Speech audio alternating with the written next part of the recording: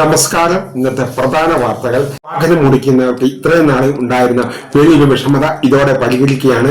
Video കണ്ട് മനസ്സിലാക്കൂ. അടുത്ത വാർത്ത മണ്ണെണ്ണയുമായി ബന്ധപ്പെട്ട വാർത്തയാണ്.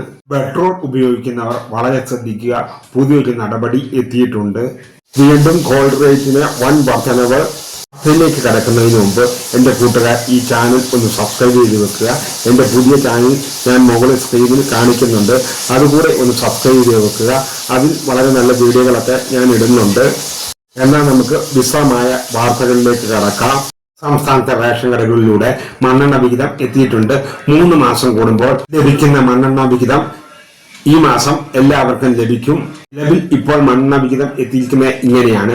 വൈദ്യുതീകരിച്ച വീടുകൾക്ക് 1 ലിറ്ററും വൈദ്യുതീകരിക്കാത്ത വീടുകൾക്ക് 4 ലിറ്ററുമാണ് ലഭിക്കുക. ഈ പെട്രോളുമായി ബന്ധപ്പെട്ട മറ്റൊരു വാർത്തയിലേക്ക് കടക്കാം. രാജ്യത്ത് ഇനി മുതൽ പെട്രോളിൽ എത്തനോൾ 20% വരെ കലർത്തിയ പെട്രോൾ ഇനി ഏപ്രിൽ മാസം മുതൽ വിൽക്കുവാൻ സാധിക്കുകയുള്ളൂ. കരിമ്പ്, ചോളം എന്നിവയിൽ നിന്നാണ് എത്തനോൾ ഉൽപ്പാദിപ്പിക്കുന്നത്. ശുദ്ധമായ പെട്രോളിനേക്കാൾ വായു മലിനീകരണം വളരെയേറെ കുറവുള്ളതാണ് ഇതിന്റെ പ്രത്യേകത. ആഭ്യന്തരമായി ഉൽപ്പാദിപ്പിക്കുവാനും ജ്വലനശേഷി വളരെ കൂടുതലുമാണ് ഈ പെട്രോളിന്. ഇറക്കുമതി കുറച്ചു കൊണ്ടുവരുന്നതിനും മലിനീകരണം കുറയ്ക്കുന്നതിനും വേണ്ടിയാണ് പെട്രോളിൽ കലർത്തുന്നത്. വാഹനങ്ങൾക്ക് മൈലേജ് കുറയും. 7% വരെ മൈലേജ് കുറയും. വാഹനങ്ങളുടെ എഞ്ചിനുള്ളിൽ ഇന്ധനം അനിയന്ത്രിതമായി എത്തുന്നത് പ്രതിരോധിക്കുവാനായി ഓട്ടോയിൻ നമ്പർ സൂക്ഷിക്കുന്നു. ഓട്ടോയിൻ നമ്പറുള്ള ഇന്ധനം എഞ്ചിന്റെ പ്രകടനം മെച്ചപ്പെടുത്തുകയും ഇതിന്റെ കേടുപാടുകൾ കുറയ്ക്കുകയും ഇതിന്റെ തേയ്മാനം കുറയ്ക്കുകയും ചെയ്യുന്നു. അതുകൊണ്ട് മിനിമം ഓട്ടോയിൻ നമ്പർ 95% പാലിക്കണമെന്നുള്ളത് നിർബന്ധമാണ്. അടുത്ത വാർത്ത ഇന്നത്തെ ഗോൾഡ് റേറ്റുമായി ബന്ധപ്പെട്ടതാണ്. ഗോൾഡ് റേറ്റ് ഇന്ന് വൻ വർധനവാണ് വന്നിരിക്കുന്നത്. 820 രൂപ വർദ്ധിച്ചിട്ടുണ്ട്.